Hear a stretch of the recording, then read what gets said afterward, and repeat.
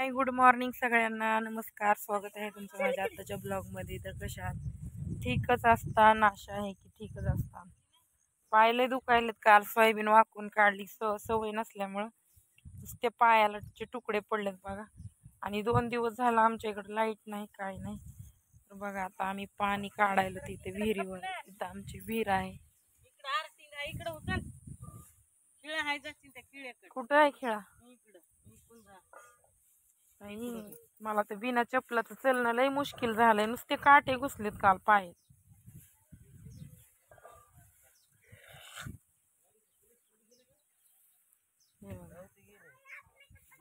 केलं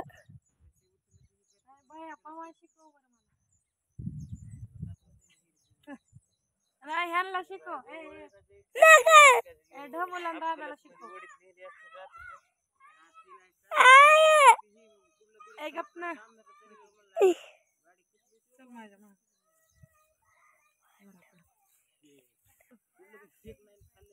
Stop कर.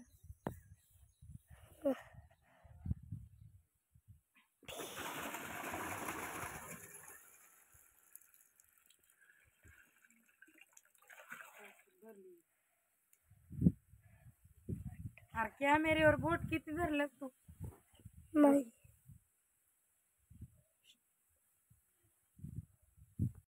हे बघा, पाणी काढू काढू कटाळा आलाय.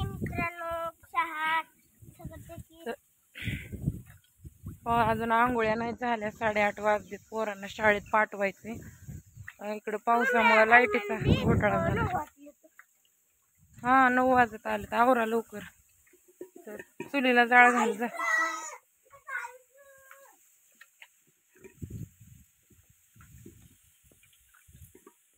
तर भावांनो, बहिणींनो, तर बघा चेहरा कसा झालाय उन्हात. कालच काम केलंय तर, आणि आम्ही शेतात राहतो. असं बघा अशी परिस्थिती.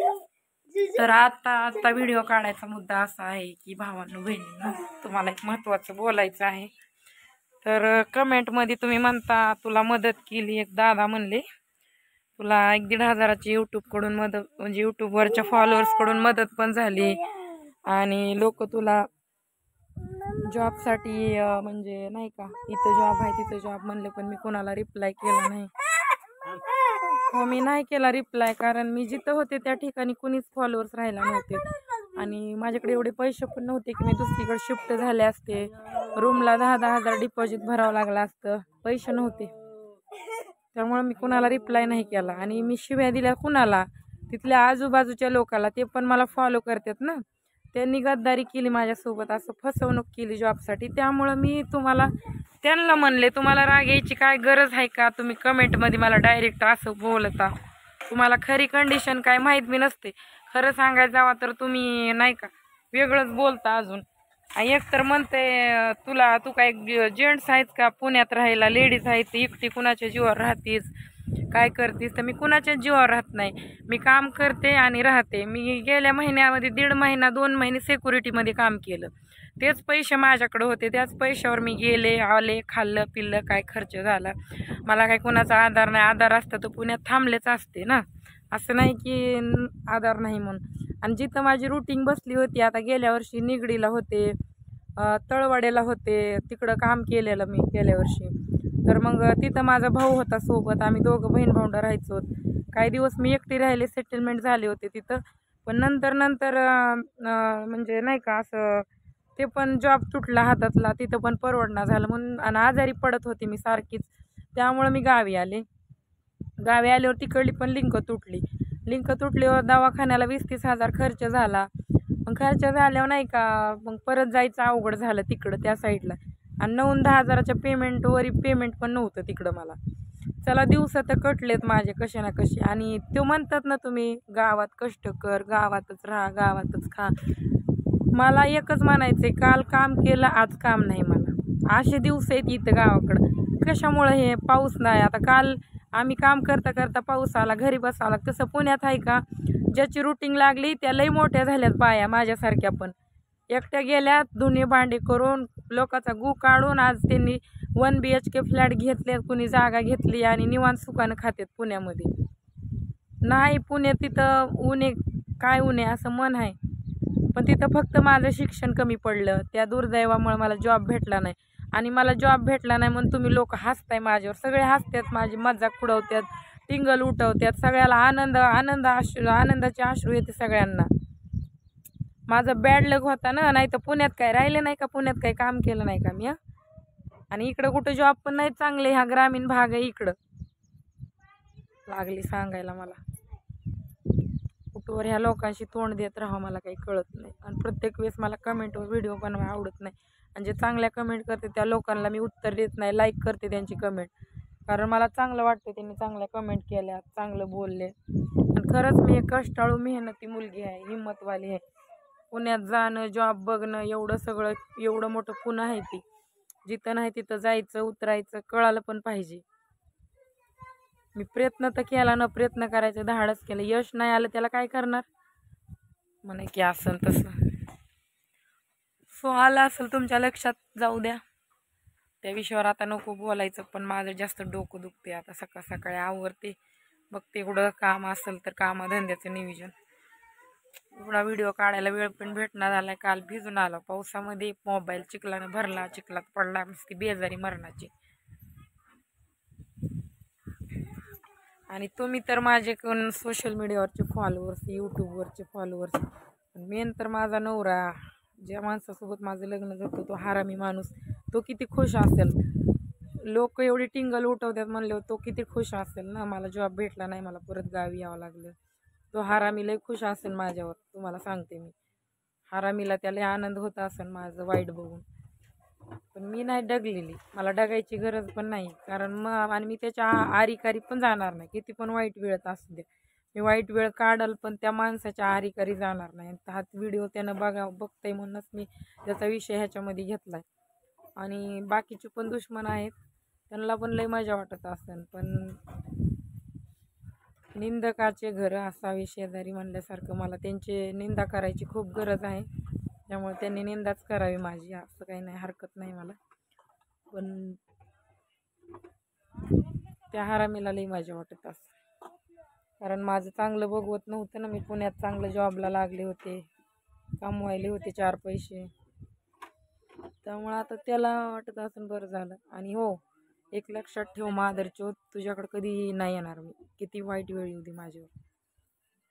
आणि एक जण मला म्हणला, तू असं फिरती तिकडं तिकडं आणि जॉबसाठी, तू काय जेंट्स आहे का, तू लेडीज आहे, मग तुला तुझा नवरा कसा नांदवीन.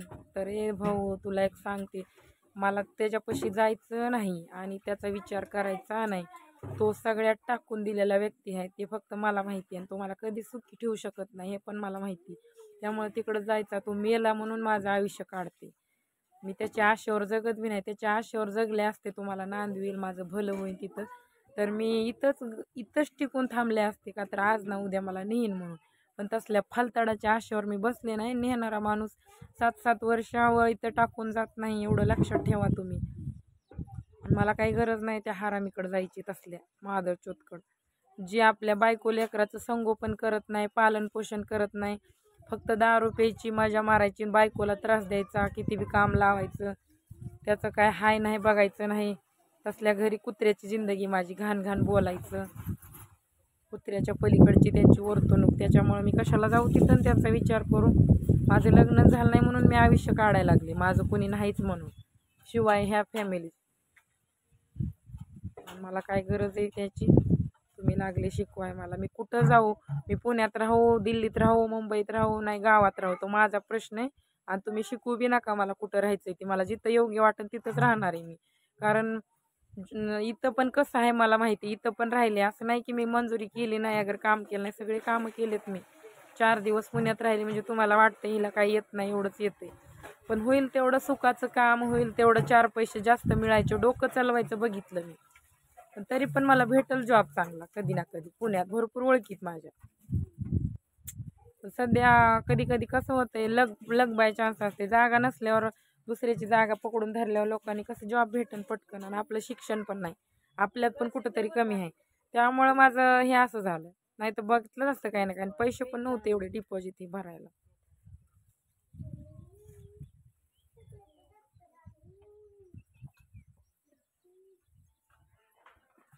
चला एवढंच आताच्या व्हिडिओमध्ये. भेटूया ना पुढच्या ब्लॉगमध्ये. Bye bye, Tata. व्हिडिओ आवडला तर लाईक कमेंट शेअर करा, पण कमेंट चांगल्या करा, वाईट करू नका. सॉरी, व्हिडिओ इथं स्टॉप करायचा होता पण नाही, परत 2 प्रश्नाची उत्तर द्यायची होती, त्यामुळे मी परत व्हिडिओ स्टार्ट केलाय. तर एक दादा म्हणले की तुझं सॉन्ग येणार होतं, सॉन्गचं काय झालं?